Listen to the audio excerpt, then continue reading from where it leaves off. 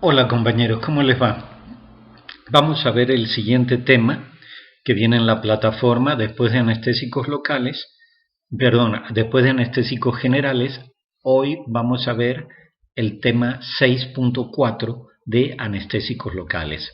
Vamos a ver cuál es el mecanismo de acción primero de los anestésicos locales. Los anestésicos locales bloquean de manera reversible y temporal la conducción de los impulsos nerviosos para evitar las sensaciones de dolor sin afectar la conciencia del paciente. Esto es muy importante, sin afectar la conciencia del paciente, como sí lo hacen los anestésicos generales. Entonces, los anestésicos locales bloquean de manera reversible y temporal la conducción de los impulsos nerviosos para evitar las sensaciones de dolor y, muy importante también, su acción se restringe al sitio de aplicación. Por eso se llaman anestésicos locales, tienen una acción localizada, limitada. Vamos a hablar de la clasificación y la estructura química de los anestésicos locales. Los anestésicos locales se clasifican según su estructura química en dos grandes grupos, los ésteres y las amidas. Ahora pueden ver abajo del texto del tema 6.4 de anestésicos locales en la plataforma, hasta el final del texto, pueden ver un enlace de Word, un archivo de Word que tiene la estructura química general de los anestésicos locales. Ahí vamos a ver que las moléculas de anestésicos locales tienen tres partes principales. Una porción lipófila o lipofílica, soluble en lípidos, con un anillo aromático, es decir, con un anillo de benceno, una cadena intermedia hidrocarbonada, que no es ni lipófila ni hidrófila, y una porción hidrófila o hidrofílica con una amina terciaria, que es un grupo amino que está unido a 3 átomos de carbono, por eso se llama amina terciaria, y que por lo general tiene cargas positivas, por lo tanto va a ser la porción hidrofílica. Entonces las moléculas de anestésicos locales tienen tres partes, una porción lipófila con un anillo aromático, una cadena intermedia y una porción hidrófila con una amina terciaria.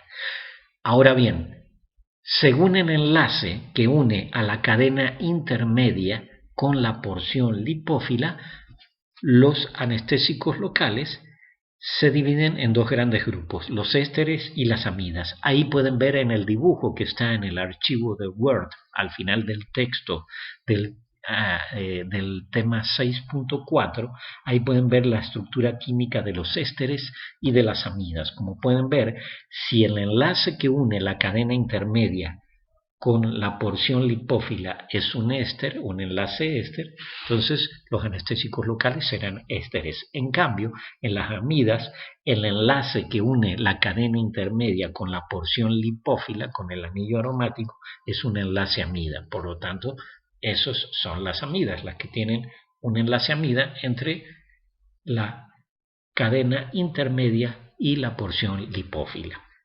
Ahora bien, los ésteres y las amidas tienen diferentes tiempos de degradación por enzimas.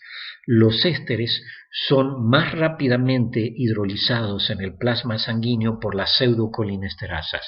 Las pseudocolinesterasas son enzimas parecidas a la acetilcolinesterasa que se encuentra en las uniones neuromusculares y en las hendiduras sinápticas, solamente que estas son pseudocolinesterasas, no son exactamente la misma estructura química que la acetilcolinesterasa, perdón, no es exactamente la misma estructura química que la acetilcolinesterasa, pero tienen la propiedad de estas enzimas de romper enlaces ésteres y se les llama pseudocolinesterasas y están en el plasma sanguíneo. Entonces los ésteres son hidrolizados más rápidamente en el plasma sanguíneo por las pseudocolinesterasas, como por ejemplo de ésteres tenemos la procaína, la clorprocaína y la tetracaína. En cambio las amidas son metabolizadas más lentamente por enzimas en los microsomas del hígado, es decir, que las amidas necesitan viajar por el torrente sanguíneo, entrar al hígado por la arteria hepática o por otros vasos sanguíneos y ahí ser metabolizados por enzimas hepáticas en los microsomas de los hepatocitos. por eso tienen un tiempo de vida media más larga. Ejemplos de amidas, tenemos la lidocaína, también conocida como gilocaína con X, la prilocaína, la mepivacaína, la bupivacaína y la etidocaína.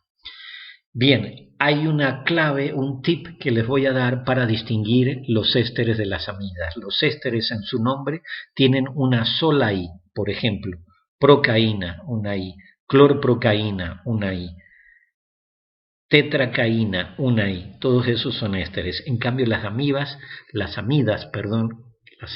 con D, tienen dos I's en su nombre. Por ejemplo, lidocaína, 2I, gilocaína, 2I, prilocaína, mepivacaína, bupivacaína, etidocaína, 2I, los ésteres, una I en el nombre, las amidas, dos I's en el nombre. Eso para que los recuerden, van a poder distinguir entre un tipo de anestésico local y otro por el número de I's que hay en su nombre. Bien, vamos a ver el mecanismo de acción. El mecanismo de acción de los anestésicos locales es muy sencillo. Todos los anestésicos locales interrumpen la conducción nerviosa al fijarse a los canales de sodio dependientes del voltaje de las neuronas y así impiden el paso del sodio a través de ellos, interrumpiendo la conducción nerviosa a nivel axonal. Ya habíamos dicho que los anestésicos generales interrumpen la transmisión nerviosa en la transmisión sináptica, en las hendiduras sinápticas. En cambio los anestésicos locales interrumpen la conducción nerviosa a nivel axonal, como bloqueando los canales de sodio dependientes del voltaje de las neuronas y así impiden la entrada del sodio a través de ellas. Bien, las fibras nerviosas más pequeñas, como por ejemplo los nervios cutáneos, son más susceptibles, son más sensibles a la acción de los anestésicos locales que las fibras nerviosas grandes. Las fibras C son las C mayúscula, ya las deben conocer por sus estudios de neuroanatomía. Las fibras C son las de menor diámetro y son más sensibles a la acción de los anestésicos locales que las fibras grandes, como por ejemplo las fibras A. Esto es lógico porque las fibras grandes tienen una mayor superficie de contacto y por lo tanto una mayor cantidad de canales de sodio y se necesitará obviamente mayor concentración del anestésico local para bloquear mayor número de canales que en una fibra nerviosa pequeña de menor diámetro. Esto es por lógica, ¿verdad? El siguiente tema que vemos aquí en los anestésicos locales es la prolongación del anestésico local al combinarlo con un agente vasoconstrictor. Perdón, en algunos casos los anestésicos locales se van a combinar con agentes vasoconstrictores como por ejemplo la adrenalina o la epinefrina. La epinefrina reduce el flujo sanguíneo al producir vasoconstricción y al reducir el flujo sanguíneo también disminuye la absorción y también disminuye el barrido del anestésico local de la zona de aplicación. Si hay mayor flujo sanguíneo, el anestésico local se va a dispersar, se va a barrer más fácilmente de la zona de aplicación y absorción del anestésico local. Si hay vasoconstricción, el anestésico local va a permanecer más tiempo en esa zona. Y al permanecer más tiempo en esa zona de aplicación, esto va a hacer que se prolongue la anestesia en la zona afectada. Sin embargo, vemos que el uso de vasoconstrictores combinados con los anestésicos locales puede tener efectos adversos, como por ejemplo puede retrasar la cicatrización de las heridas y también puede producir edema tisular. Y también está contraindicado el uso combinado del anestésico local con vasoconstrictor en operaciones de dedos, manos o pies, ya que estos procedimientos por sí mismos producen una constricción prolongada de las arterias principales. ¿Sí? El mismo procedimiento quirúrgico va a producir, por la acción autónoma del sistema nervioso autónomo, va a producir vasoconstricción. Y si lo combinamos encima con un vasoconstrictor al anestésico local, va a haber aún una mayor vasoconstricción Puede haber hipoxia, al llegar menos flujo sanguíneo, menos oxigenación, menos glucosa a las células, hay hipoxia, puede haber muerte celular, necrosis y finalmente puede llegar a darse en los casos más graves una gangrena. Esto no quiere decir que no se deban utilizar anestésicos locales en operaciones de dedos, manos o pies, sino que se recomienda utilizarlos solos, sin agentes vasoconstrictores. Bien, luego vienen 3 títulos en nuestros apuntes de la plataforma en cuanto a anestésicos locales. Aquí podemos ver que hay anestésicos locales que son adecuados para inyección, otros son adecuados para aplicación tópica en mucosa y piel y otros son adecuados para uso oftalmológico. Los anestésicos locales adecuados para inyección tenemos la lidocaína, también conocida como gilocaína con X, la bupivacaína, la procaína, la clorprocaína, la prilocaína, la etidocaína, todos esos son anestésicos locales adecuados para inyección. Después tenemos anestésicos locales adecuados para aplicación tópica en mucosa y piel, como la dibucaína, el clorhidrato de diclonina y el clorhidrato de pramoxina. Si conocen la loción de caladril que venden en las farmacias, que es una suspensión espesa que viene en unos botes de plástico y sirve para ponerse en picaduras, para disminuir el dolor y la comezón, si ven el principio activo de la loción de caladril, van a ver que tiene pramoxina. Después tenemos los anestésicos locales para uso oftalmológico, como por ejemplo la proparacaína y la tetracaína. Si alguna vez han ido al oftalmólogo y les ha medido la presión intraocular, él utiliza un aparato que tiene un bastidor con una planchita que empuja el globo ocular y ese procedimiento puede llegar a ser molesto o bien producir algo de dolor, y en ese caso, antes de llevar a cabo ese procedimiento, el oftalmólogo les coloca unas gotitas que pueden tener tetracaína o proparacaína, que es el más utilizado últimamente, para que no les moleste ese procedimiento. Bien, después viene el tema de usos clínicos de los anestésicos locales y de las técnicas de administración de los anestésicos locales. ¿Cómo escogemos, habiendo tantos tipos de anestésicos locales, tantos anestésicos locales diferentes, cómo escogemos uno para anestesiar durante un procedimiento? Bien, la elección del anestésico local para un procedimiento en general se basa en la duración que requerimos que dure la anestesia local. La duración requerida nos va a dar el tipo de anestésico local que vamos a escoger. Por ejemplo, la procaína y la clorprocaína son de acción corta para procedimientos de muy corta duración. Luego, la lidocaína, la mepivacaína y la prilocaína son de acción intermedia.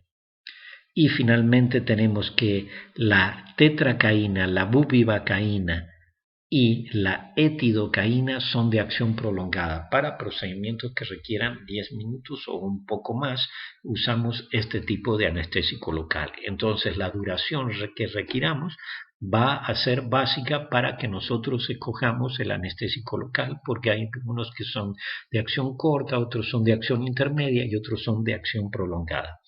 Bien, vamos a mencionar algunas técnicas de administración de los anestésicos locales. En la anestesia tópica, el anestésico local se aplica directamente con un hisopo que se moja en las soluciones acuosas o en las suspensiones y luego se aplican en mucosas de nariz, de la boca, de la garganta o bien de las vías genitourinarias. Y como ya vimos, también se utiliza en ciertos procedimientos de ojos o bien en ciertos procedimientos de inspección de los oídos.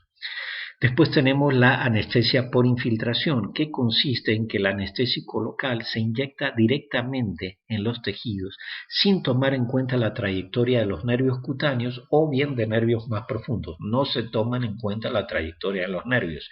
Y puede ser superficial, esta anestesia por infiltración puede ser superficial, incluyendo solo la piel, o bien puede ser en tejidos más profundos. Por ejemplo, los deportistas, los futbolistas, cuando tienen dolores de tobillos o de rodillas, se les aplica una inyección de corticosteroides por infiltración para reducir la inflamación. y también se pueden aplicar obviamente anestésicos locales para disminuir el dolor por infiltración. No se toma en cuenta la trayectoria de los nervios, ni cutáneos ni nervios más profundos. Bien, después tenemos la anestesia de bloqueo nervioso. En esta técnica el anestésico local se inyecta sobre o en el interior de los nervios o bien de plexos nerviosos individuales. Obviamente esta técnica de bloqueo nervioso produce zonas mayores de anestesia que la técnica de anestesia por infiltración. Por ejemplo, cuando van ustedes al dentista y él tiene que trabajar en el maxilar inferior, el estomatólogo busca que la aguja penetre en un nervio para anestesiar toda esta zona del maxilar inferior y luego inyecta del otro lado, inyecta de un lado y luego del otro para anestesiar todo el maxilar inferior. Produce zonas mayores de anestesia que la anestesia por infiltración. Después tenemos la anestesia regional intravenosa, que no es una técnica muy común, solo la aplican algunos médicos para algunos procedimientos específicos y se requiere de un cierto expertise, ya que se debe aplicar combinado con la técnica de bloqueo de Bier, que consiste que el miembro que se quiere anestesiar, por ejemplo un brazo o un pie, se vuelve isquémico aplicando un torniquete. Y así se evita que haya retorno venoso con el anestésico local que llegue al sistema nervioso central. Como ya sabemos, el anestésico local tiene una porción lipófila y puede llegar a atravesar la barrera hematoencefálica y llegar al sistema nervioso central. Imagínense qué desastre provocaría el anestésico local, ¿cómo se llama? Bloqueando los canales de sodio de las neuronas de los nervios del cerebro, ¿no? Eso no es para nada conveniente. Entonces es una técnica muy delicada, la anestesia regional intravenosa, que solo la aplican algunos expertos para ciertos procedimientos específicos y se debe aplicar combinada con la técnica del bloqueo de Bier, en donde el miembro, aunque se quiere anestesiar, se vuelve isquémico con un torniquete y así hace llegar el anestésico local hacia los troncos y terminaciones nerviosas, evitando con el torniquete que haya mucho retorno venoso hacia la parte superior del cuerpo, que no llegue mucho anestésico local al sistema nervioso central. Bien, después tenemos la anestesia raquídea. En la anestesia raquídea, el anestésico local se inyecta en el líquido cefalorraquídeo del espacio lumbar, en el espacio subaracnoideo espinal. Recordando rápidamente sus conocimientos de neuroanatomía, ya saben que hay 3 membranas que recubren el sistema nervioso central. La más externa y la más gruesa es la dura madre, luego viene la aracnoides debajo, inmediatamente la aracnoides, debajo del aracnoides está el espacio subaracnoideo espinal con el líquido cefalorraquídeo, aquí es donde se inyecta el anestésico local y finalmente pegado a las neuronas, a los cuerpos neuronales del sistema nervioso central, a la sustancia gris, está la membrana más interna, digamos, de las 3, que es la más delgada y muy permeable, que es la pía madre. Entonces se inyecta la anestesia raquídea se inyecta en el líquido cefalorraquídeo del espacio lumbar, en el espacio subaracnoideo espinal. Y es solo aplicada por expertos, ya que es una inyección delicada, que hay que tener un cierto expertise, un cierto adiestramiento. Más sencilla es la anestesia epidural. La anestesia epidural se aplica con el paciente sentado o de cúbito lateral y lo que sucede es que se busca inyectar en el espacio epidural, que es un espacio virtual que se encuentra por fuera de la dura madre. Por eso se llama epidural.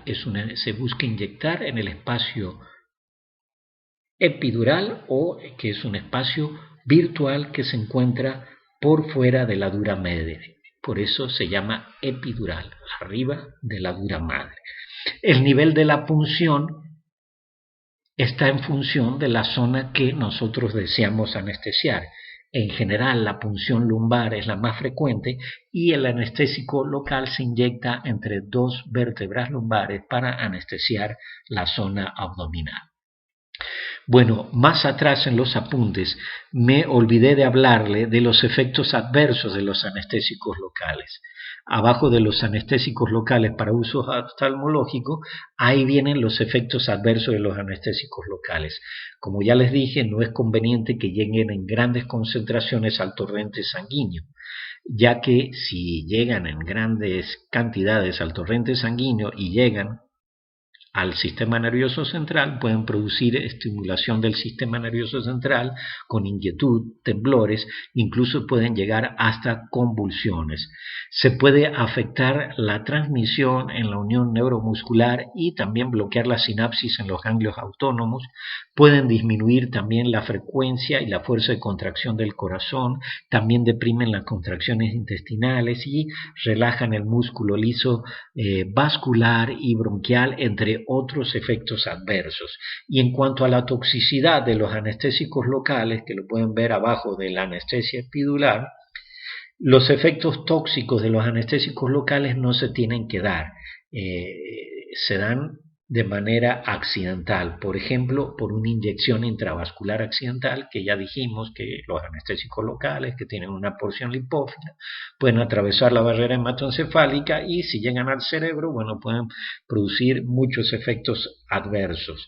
O ya sea, se dan los efectos tóxicos se dan por inyección intravascular accidental o bien por una sobredosis de anestésicos locales. Si llegan al sistema nervioso central en grandes cantidades, pueden causar excitación seguida de depresión, pueden producir vértigos, pueden producir fasciculaciones de los nervios de la cara y de los dedos, pueden producir taquicardia, hipertensión, pueden producir también convulsiones. Si la dosis es muy grande, pueden llegar a producir convulsiones e incluso un paro respiratorio.